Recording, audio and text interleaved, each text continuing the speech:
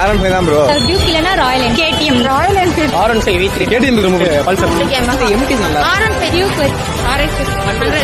எதனால பிடிக்கும் RX? அதுல போனாலே சவுண்ட்ல எல்லாத்தையும் நீங்க பாத்துருவாங்க. ஏன் கொடி பறக்க வேண்டிய இடத்துல வேற எவன் கொடிடா பறக்கும்?